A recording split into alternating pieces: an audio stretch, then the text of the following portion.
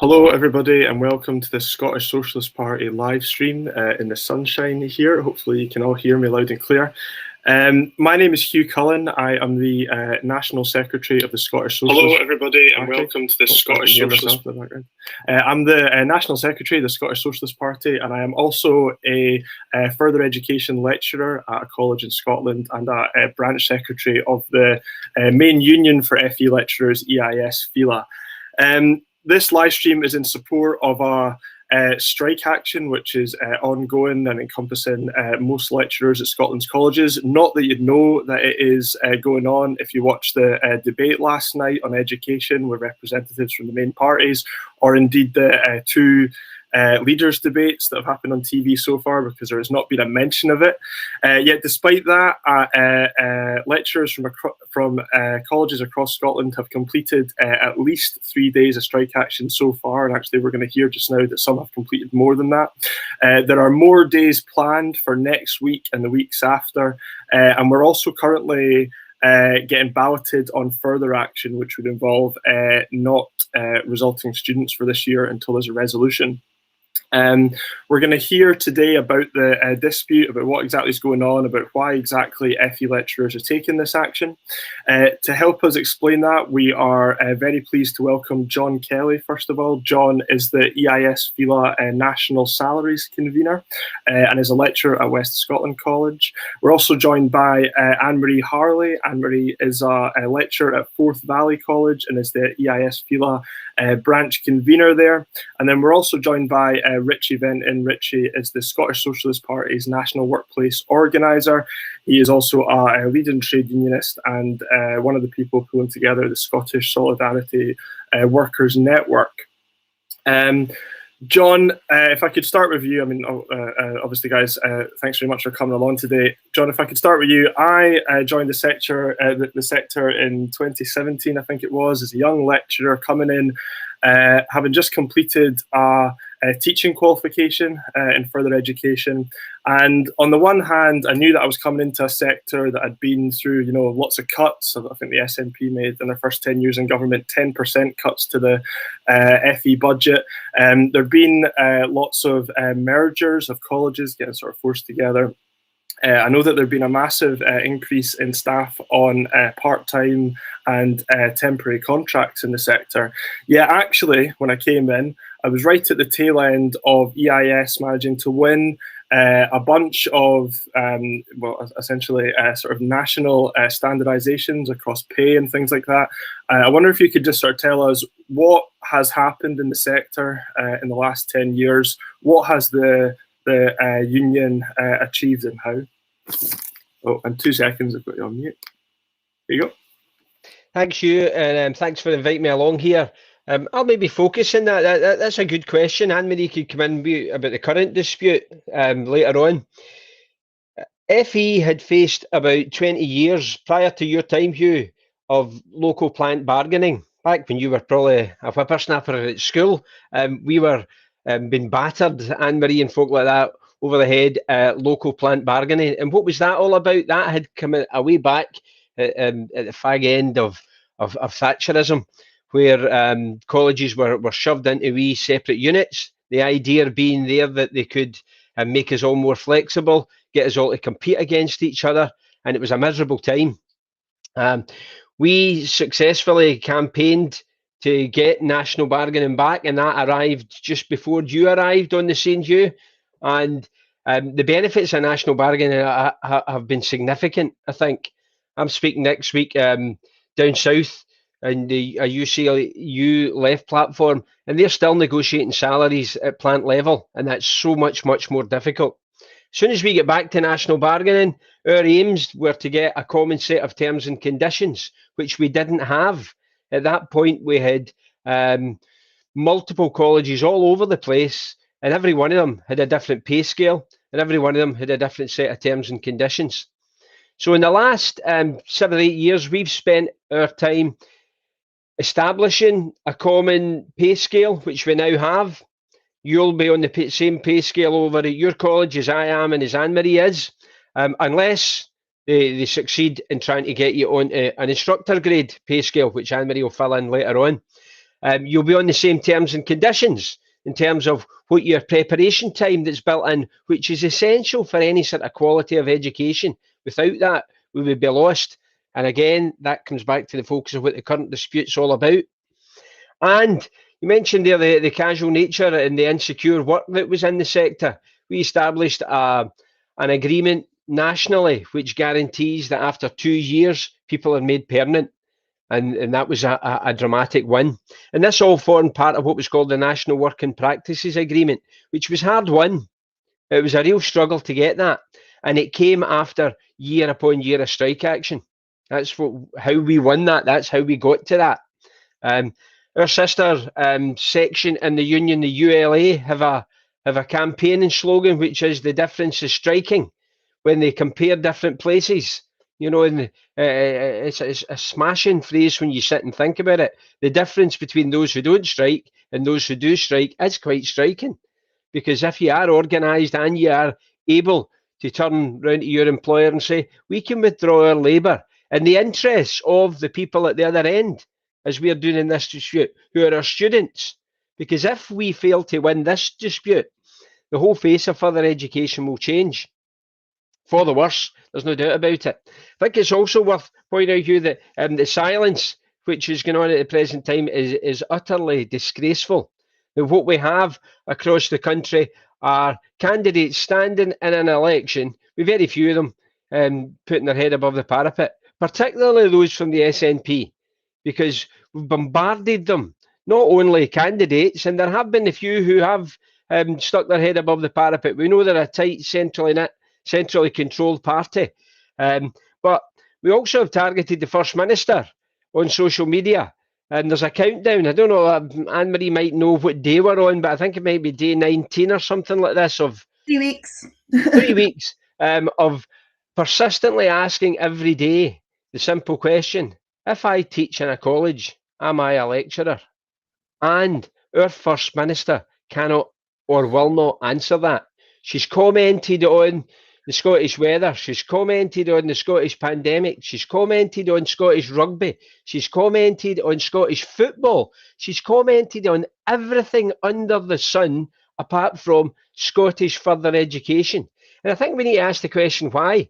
As somebody who works in the sector, I'm acutely aware. I mean, I've worked in this sector for nigh on 40 years. And the people who come through this sector, large numbers of them are working class people who mainstream education has failed them. And it's a second chance for very many of them. But it's a first chance for many of them because they've never got a first chance in the school system. And dramatically changes their lives. However, the people who oversee all of this, the people who look down upon us from government, see universities as far more important. And we've reached the point in where we get a wee bit of democracy at the moment, where we get where elections, which supposedly give us a voice. And there doesn't seem to be much of a voice for working class people coming through further education. Because if the current dispute isn't won, what I see in the future, and I'll be heading off into the sunset soon as I'm becoming an old man, but I'll be looking back at this sector, and I think the plan will be for it to become a training centre. That's it. Training rather than education. Education is far more than instruction. There is a place for instruction, there is a place for training and so forth and so on, but you can see behind Richie a whole pile of books there, right? And education is about learning. Education is about expanding horizons, and people in further education are entitled to that as much as people in higher education and every other sector. So the gains, to come back to your question, I've been a bit of a ramble here, to come back to your question, we gained national bargaining, we gained national pay scales, we gained national conditions of service, but colleges individually still have to be dragged kicking and screaming into that. And to this day, they still resist recognising these agreements. And we'll hear from Anne-Marie in a moment or two that I'm sure, because she'll be absolutely furious, and so she should be, because what is happening at Forth Valley is utterly disgraceful and spreading across the sector. Yeah, certainly. Thanks very much for that, John. No, I think Scottish FE is becoming increasingly like Scottish higher education, where you've got all the issues with contracts, with people earning quite a large range across the sector. And I think also the whole education system just becoming essentially a kind of factory for getting certificates. And actually, I think it's sort of losing really what the value of them is. But it's great to be part of such a strong fighting union. I think that our union is one of the strongest in the country. Yet, despite that, and despite the kind of access that EIS seems to have to the Scottish government, it's not just this issue, but actually we've seen several times since the pandemic started in March, the EIS has been kind of brought in, got told one thing, oh yeah, we'll listen to you on this. The school teachers had the thing and are still arguing for smaller class sizes. And yet John Swinney or whoever it is kind of turned around the next day and said the complete opposite. Anne-Marie, we've heard there from John that there's some stuff going on at Forth Valley which seems to undermine the national bargaining which has been won over the past decade. Can you tell us a little bit more about what exactly is going on at Forth Valley College and how the students are feeling about it? Certainly. Thanks very much for inviting me along. As John said, we've had a long period of time of fighting for standardised terms and conditions, and the conditions that people in other parts of education, for example schools, just take for granted. We've had to fight, and even when we win, we have to go back out and strike to make sure they implement it. At Forth Valley College, our struggle's gone on for over a year now. And it started in February of last year. And what Forth Valley have done is not dissimilar to what has happened in other colleges. Other colleges have been putting in place job roles that are instructor-assessor roles. Sometimes when someone leaves, a lecturer leaves, that job hasn't been replaced by a lecturer, it's been replaced by someone on different terms and conditions. So that has happened over the sector and has been a cause of concern for us for a very, very long time. Forth Valley took it to a whole new level, and what they decided to do was to actually implement a structure where existing lecturers were faced with the prospect of taking voluntary severance or signing contracts that were instructor-assessor roles. Now, the contracts that they were offered meant that they were teaching the same student cohorts, the same subjects, and essentially doing exactly the same work as they would have been doing before. The difference was eventually a cut in pay, although there is some protection under salary conservation, but essentially there would be a dramatic drop in pay, different holidays. But the most crucial thing, and back to what John has said about quality of education, the most crucial thing was changing the contact hours. Now, nationally, under our bargaining agreement, 23 hours is the maximum amount of time you would be in front of a class on any given week out of your 35 hours. The rest of that time is put forward for planning, preparation, and student support, all the other things that go with being a lecturer. The new contract that Forth Valley members were offered was a minimum of 25 hours with no maximum. So that was presented to us in February of last year, just before the pandemic. We went immediately to dispute and we had a strong mandate for industrial action. We chose not to go ahead with that because a global pandemic hit, and we pleaded with our management not to go ahead with their restructure. They refused. But in the meantime, our staff continued to do what they always do, which is to support students in the middle of a global pandemic. So this carried on, and reality really, really hit home in August when we came back and people were moved onto these contracts. I sat in on interviews, consultation interviews with individuals who had been in lecturing, been a lecturer, done their TQFE, 20, 30, some of them 35 years being a lecturer. And they were sitting in an interview room being told, well, actually, your job isn't really a lecturing job. Your job is really an instructor's role. But what we could do is maybe in the future offer you some training to get back to being a lecturer. Now, what people reported, and I'm using the same words I've used all the time because it's the words that people have used to me. It's been harrowing. It's been horrible. Staff have reported that they have felt humiliated, demotivated, undermined, and they were being told that this was a good thing. This is a way to protect the sector. It just didn't feel like the way to protect the sector for me. As the timetable kicked in and people were starting to actually take on the role, many of them were working in excess of 30 hours contact a week. Some of them were working 35 hours contact a week. And when they asked, when am I supposed to do my marking? When am I supposed to do my planning preparing? They were told, well, do it while you're doing the class. Do the marking while you're in class. So people were being given timetables on a Friday evening for a Monday morning, classes that they didn't know they had. People started to go off sick. And when I say go off sick, I mean really, really ill. And people have reported to me being in very, very dark places. And I'm sure you can take from that what I'm meaning. We put in a grievance. We were ignored. We were told, no, you can't have a grievance while we've got a dispute going on. They've refused to accept the impact it's had on staff.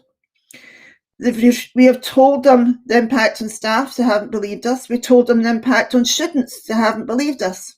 So students have started to write to our principal, and fortunately they've sent us a copy of the replies, and the replies are very dismissive of staff concerns. They're saying these people are not lecturers because they don't plan, they don't develop, and they don't need to think about assessment. All of this is completely untrue, completely untrue. In the job profile that they were given, it says your role is to plan, develop. The only thing that's different is it says training in the instructor assessor post, but it says lecturing in another one. But all the activities involved are exactly the same. So students have been really unhappy, but they've been unhappy and angry in the main with management, not with us, because they see the value. And as John has said, it's been transformative for a lot of people coming to college. A school hasn't worked for them, or something has happened. There's been mental health issues or drug and addiction issues, and college is a place that covers all of that, takes in people from every part of life, all ages and stages, and works with them, and our students recognise that. The other stakeholder in this is employers, and we know that employers have written and complained about this, but we actually had one employer came to one of our rallies, and she owns an engineering company. And she was very unhappy about this and said, what is the point in me sending students to college if they're just going to get instruction? I can do that. I can show them what to do. I want them to learn. I want them to learn how to problem solve. I want them to learn to think for themselves. That's what we do. We don't just tell people what to do. We show them how to learn what to do. So our disputes carrying on. And we have had several strike days, certainly more than the national ones, and we will continue with that. Although people have been, as I say, broken, devastated, they have become stronger as a union, and people from all areas of the college are really working together now in a very, very creative way. And we will continue this because, as John says, the alternative is frightening. It's frightening that people could be treated like that, and it's frightening that students can be treated like that. And these vocational skills like hairdressing, construction, engineering can be so disrespected and undermined. I think it's incumbent on us all to make sure that this does not happen. We have a duty of care to everybody in the education sector, and our economy relies on some of these skills that some of these students need. So yeah, it's been horrible. It's been terrible, but we've had the full support of the EIS-FELA and support from people all across the UK and many, many unions. And I think it's a fight that we have to win. Thank you. Thank you very much for that, Anne-Marie. And of course, it's not just Forth Valley where this is going on. Folk who work in FE will, I'm sure, get the same job adverts sent through on the email systems I do. And there's, regularly coming through from Fife, West Lothian borders and elsewhere. So, and I think we've heard quite clearly there some of the reasons why there is such a poor rate of retention in the sector at the moment, and such a high rate of turnover. As we heard there, this struggle is about standing up, not just for the staff now at Forth Valley, but it is certainly about them. But it's really about future staff and students in FE, and it's about making sure that defending what we've won to this point, and also making sure that we can, continue to raise standards in terms of qualifications for teachers, in terms of professionalism in the sector, and so on.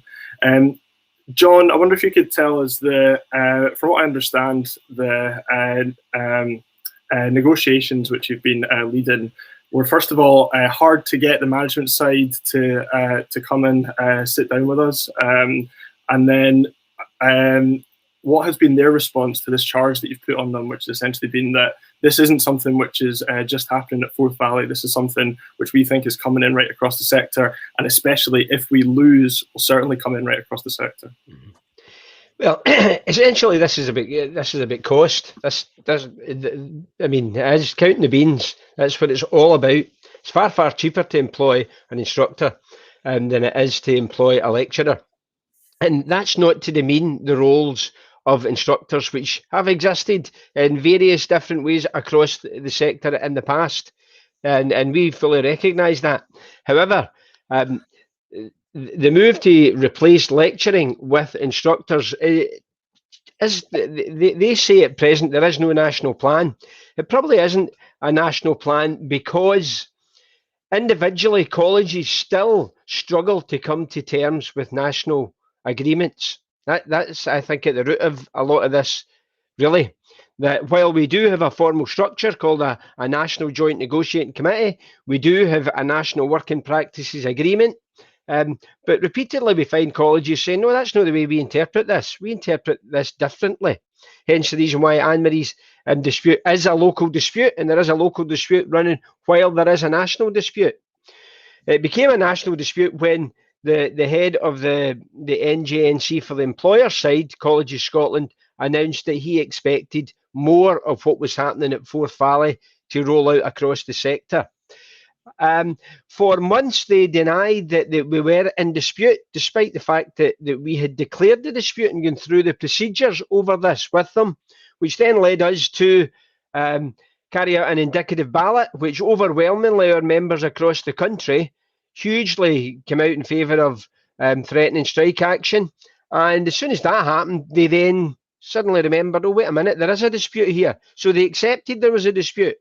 The negotiations to resolve that dispute started then away back in December, but were crawling along very slowly until we had our statutory ballot. And that then focused the mind right up until just before, the week before our first day of strike action. The employers put to us a proposal. So they gave us a proposal which would resolve this dispute. They gave us a proposal which we felt would arm the likes of Anne-Marie's branch with the machinery to actually resolve the dispute locally there as well. So that had been dealt with. And we took that away to our national executive and ratified that. And the employers took it away to their executive and failed to ratify it. Their own proposal, the bold type at the very top says employer's proposal, right? We had put a proposal to them in the negotiations, which they refused to accept. We then had a joint proposal, which they refused to accept. And finally, their own proposal, which has that in bold black and white print at the top, employer's proposal, they refused to ratify that. And ever since then, they've refused to budge. They've come back and they refuse to recognise the unique nature of what a lecturer does, because they want to be able to say, some colleges, if I happen to be working in a college where college management wanted to do this, they would roll up to John Kelly and say, John, despite all of your experience, skills, evidence of what you've been doing, we're going to call you something else, right? And Anne-Marie and I have been called those sorts of things over the last few months, which we're quite happy to be called. But one thing that we will stick to is that we're lecturers, and that's what this dispute is all about. And our students deserve lecturers rather than a position which individuals who will be in that position will be put under intolerable stress. It would be impossible for us to, I mean, Richie made a comment there about this is my rest day. That's right. I'm not working today. But if I was working on an instructor's contract, it's conceivable, and Anne-Marie and I have met the people who this has happened to, that I could be expected to teach from 9 o'clock in the morning till 5 o'clock at night for 5 consecutive days. And then worse, do it again next week. And to be told you can do your marking when you're doing the instructing, because how that works, because if you're simply instructing, it's hard to tell. But also, some of them have been told you can do it in the evenings, or you can do it at the weekends, or even better, you can do it in your holidays. No, that's what people are facing here. What I think, what is happening or what has happened at Forth Valley for me, is clearly fire and rehire. That's what it is, and we've seen the excesses of that, the disgraceful carry on at British Gas, which is an utter disgrace. This is something in a smaller scale, but in a similar sort of vein, I think, and it's appalling. Yeah, certainly is. And I mean, I would add to that scenario that you said, that at some of the larger colleges, you might have somebody who's working 5 days a week, teaching 5 days a week, but also having to travel between all these different campuses in Glasgow or Edinburgh or Fife or wherever. And without the protected time for prep and marking and that, I just can't see how that job is sustainable. Can't see what's going to happen to the sector. Well, actually, I can see what's going to happen to the sector. So. Just to make that clear for anyone watching, there is a deal on the table. On the 12th of March, the college management side put forward a deal which, if you've been following the statements that they've made, included within it things like us recognising that there is no plan to roll this out right across the sector. Well, let's ratify that deal so that we can have confidence that there is no plan. We can have confidence that moving forward, we're going to be respected. Things that have been agreed over the past 10 years and the past months will be respected. And as much as the campaign seems to be focusing right now on the college principals, and certainly we would like the principals, particularly at places like Forth Valley and West Lothian and so on, to come out very clearly and say that this isn't going to happen anymore. But I think we've also, not heard enough from the Scottish government, who could step in and, who could break this. The likes of Richard Lockhead, who is the Cabinet Minister for Further and Higher Education, has been largely silent on this. I think he said one thing in Parliament, and actually he showed up that he hadn't really been speaking to our side and had instead only been listening to management. And we've not heard anything from Sturgeon. And as I said, John Swinney wasn't asked about it last night. Just before I bring in Richie, I'd just like to ask one more question to the two of you. Obviously, this is happening at the end of a year where students have already had to face a lot this year. Let's just put it that way. I'm sure that everybody understands what I mean. Heading towards, we're looking to, the ballot which we're getting asked about just now is asking us whether or not we're going to result students for the end of the year. What do you say to students that come to you and say, Anne-Marie, John, I support you and everything, I care about what's going on in the sector, but can you just not do it for us now? We've been through so much. Can we not just stop this now and then sort of move the campaign onto something else next year? What is your response to them, Anne-Marie? It's strange that students have approached us, but they've never said that to us. But if they did, I would say this is really, really unfortunate, but this is completely unavoidable. This was unavoidable a year ago in Forth Valley. In Forth Valley, we stopped and we did not take strike action, and we worked really hard to get students through what we had to last year, and we've carried on doing that. and we've carried on fighting our case, but we've not been listened to. So we've been put in a position where we feel we have no choice for the future of the sector. And yes, it is horrible. When I'm on strike, the urge to go and do a little bit of marking is there. I feel terrible for my students. But this is an issue that is not of our making and is completely and utterly unavoidable at Forth Valley level and national level.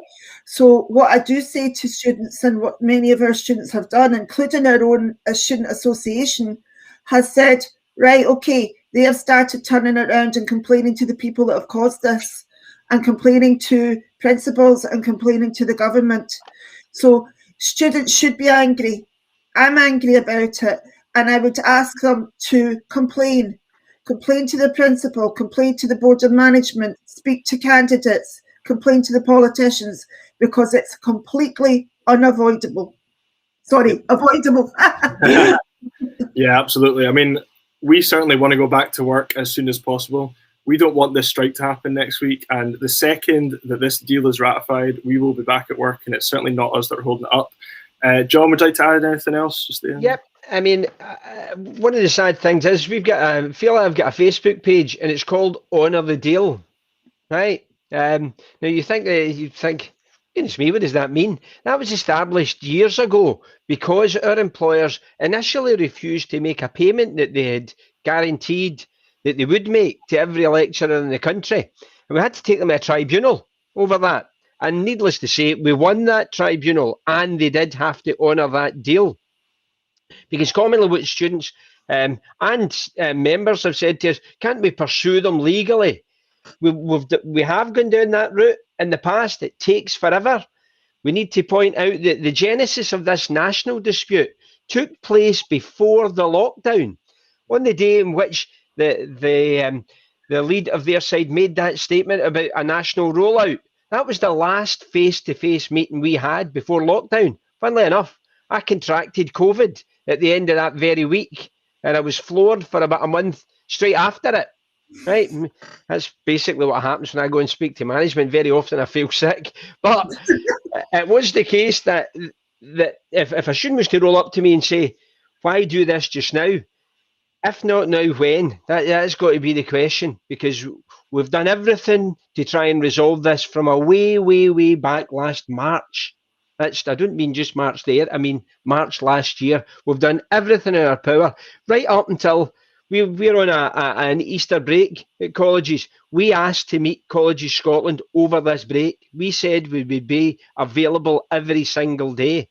Apparently the principals were too busy on their holidays over that period. Highly paid executives to get a team together.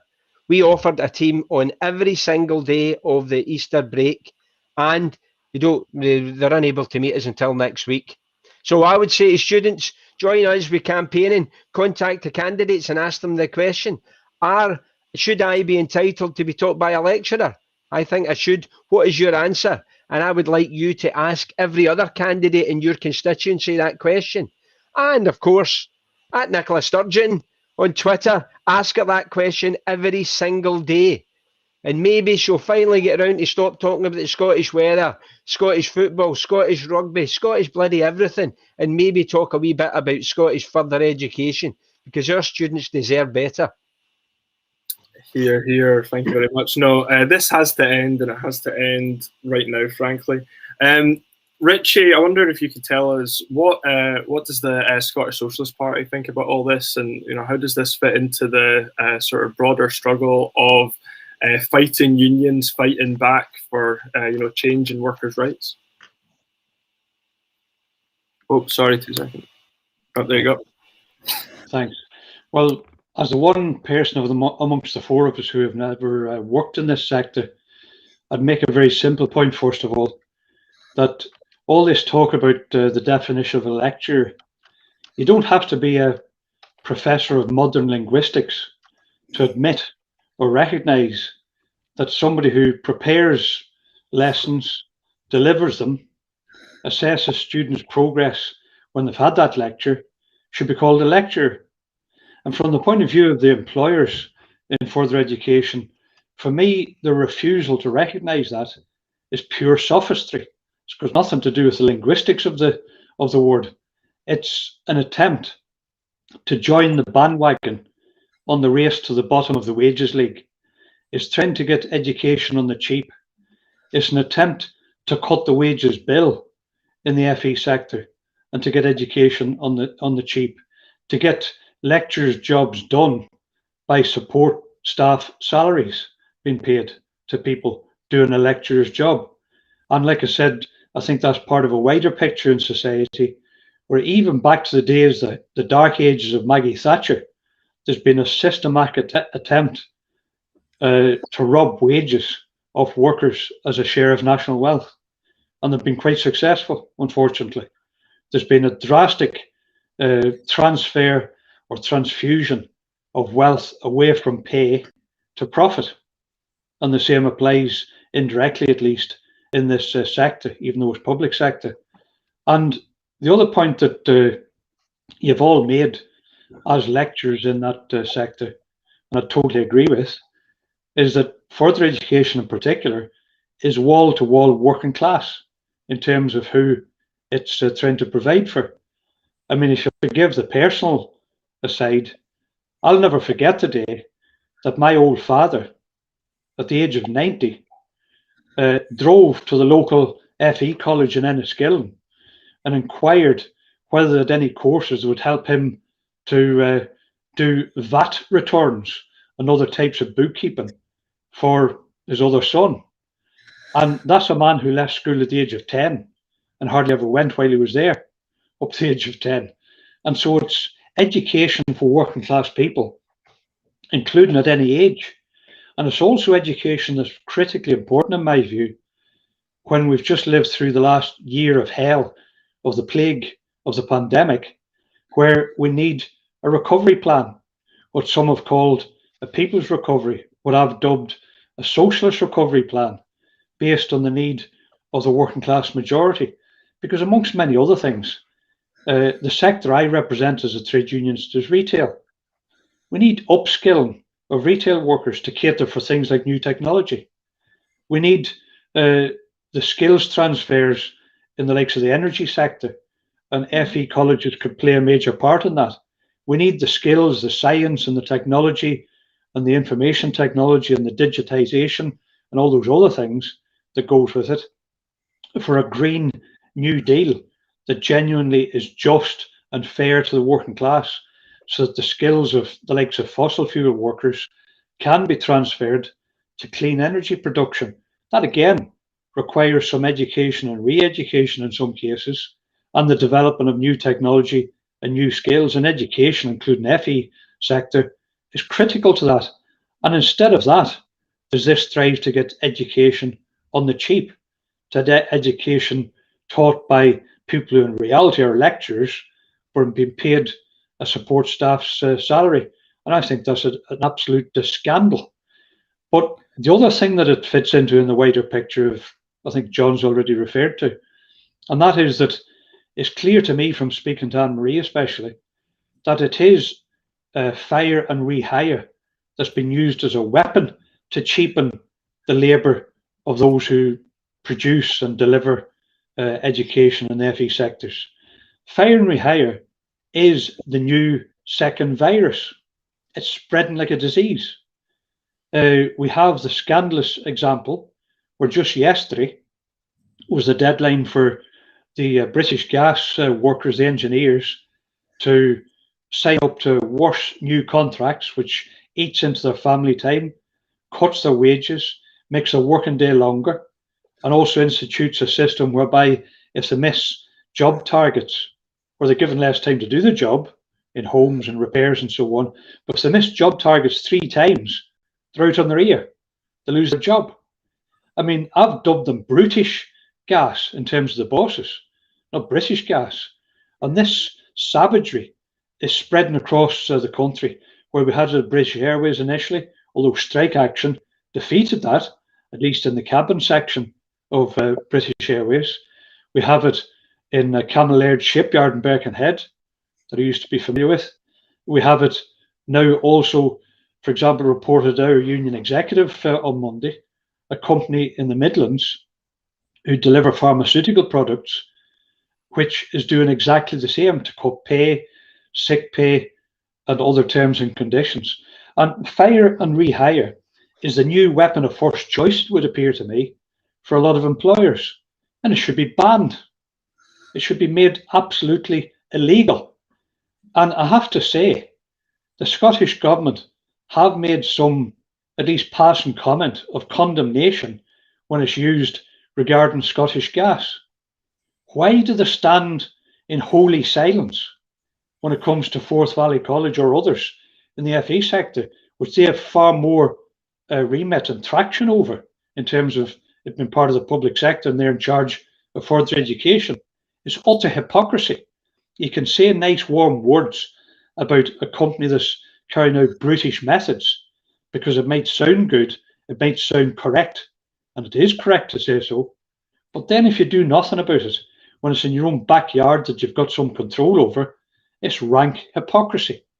And that's one of the challenges I would throw down to the Scottish Government and all the candidates and parties, frankly, that are desperately seeking votes for this election. Whose side are you on? Why has there been such disgraceful silence on this dispute, for example, amongst others? Why has been the silence? Because their silence gives consent to college bosses who are intent on rebuilding their little fiefdoms back in the days that John referred to, which I remember campaigning alongside some of John's predecessors, amongst others, on the subject of national agreements and greater democracy in the union, and which was then called, I think, the College Lecturers Association, and so on. And I mean, this idea of the college bosses being allowed to get away with murder, the murder of terminations and wages for a sector that's so critical to a recovery plan for working class people in Scotland, is just utterly unacceptable. And also, of course, is the fact that there's been such underfunding of further education. I'm sure you would agree. I don't have loads of facts and figures on it, but I'm sure you would agree that the fundamental underlying problem, amongst others, is underfunding, which then is devolved to local college authorities, who then plead poverty and say that they can't afford. Well, they don't openly say that, but that's what they're trying to practice. And the thing is that to sustain a decent level of education standards as well as salaries, there needs to be funding. And when it comes to things like renewing and expanding trident weapons of mass destruction, then money's no object.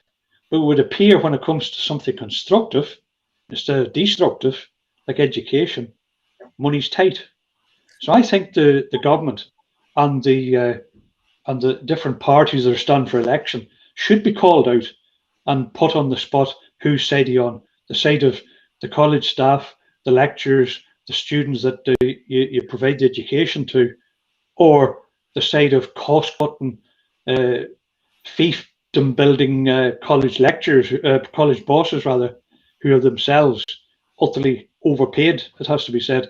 Now, the Scottish Socialist Party has absolutely no hesitation in continuing to be on the side of those of you who are fighting back for its own merits for a start off, but also part of a broader fight back to try and turn the tide whereby working class people are suffering the consequences, particularly where the excuse and the smokescreen of COVID is being used to savage wages, terms, conditions, sick pay, and other things, including jobs, of course. I mean, we've got a long association and a proud association of solidarity and involvement with your union, as I've said, back to the days of an old friend of mine, the late and great Joe Eyre, for example, where we fought side by side for greater democracy in the EIS for the FE sector and for national terms and conditions. Remember those days about 20 plus years ago, and we've supported all previous strikes, so we'll certainly continue to support this one, including through the vehicle, as both or all of you know, of the Scottish Socialist Voice, our fortnightly publication where we give a voice to workers like yourselves. And I'd just finish my comments by saying that this is part, as you asked me, Hugh, part of a bigger struggle where there are all sorts of resistance battles popping up here and there in different sectors. You know, BT workers are balloting at the minute, for example, against something that does also include fire and rehire as a method. And the health workers, of course, who are fighting against derisory pay, despite them being thrown into the jaws of death during this year of the pandemic, are now beginning to slap in the teeth by derisory pay offers. So it is part of, I think, a growing trend towards workers beginning to feel that enough is enough. And I just wish that all unions had the leaderships that the FE sector of the EIS has, in the form of EIS-FELA, which is determined, it's rooted in the membership, it's made up of people that do the job, and it's also prepared to fight and prepared to unite people in action when necessary. Not for the hell of it. Nobody goes on strike for fun. It's not fun to lose salary or wage. But as a last resort, it's the only weapon we've all got as working people. So we'll continue to give absolutely unqualified support to you and do anything we can to build support through other unions, including through the Scottish Workers' Solidarity Network, which, as you all know, is a multi-union, non-party political formation, a forum for fighters, which is designed to give you the chance to put your case across and then build solidarity in other unions. We've already been doing that in other unions in support of yourselves, and will continue to, as well as what we do as a party.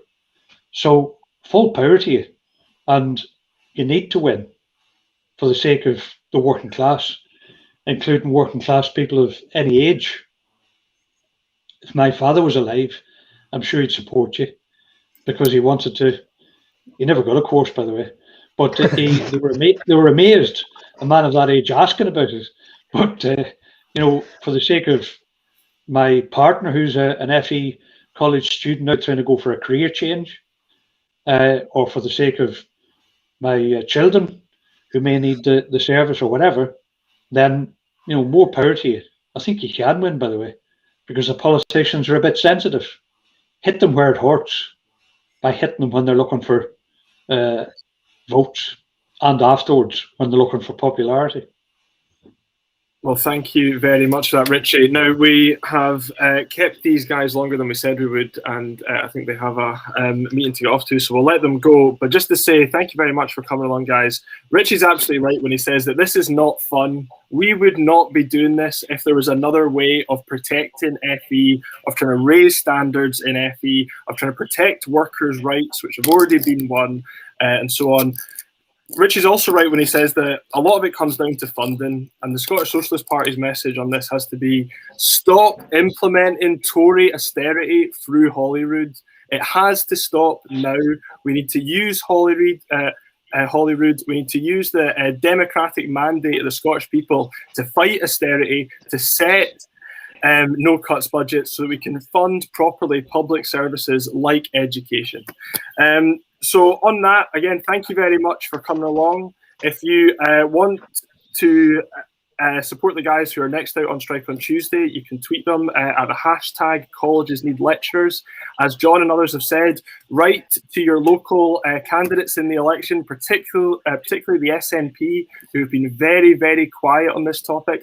Ask them, is somebody who prepares a class, teaches a class, assesses learning, are they a lecturer? Should they be entitled to qualifications and a decent rate of pay, professional standards, and so on? And as Richie's also said there, you can follow what's going on with this struggle and other struggles that are going on in Scotland right now by subscribing to the Scottish Socialist Voice at socialistvoice.scot. And of course, if you're interested in joining the fight for an independent socialist Scotland, then you should join the Scottish Socialist Party. So thank you very much for your time, guys. All the best with your meetings this afternoon. Solidarity, we will win. Thank you.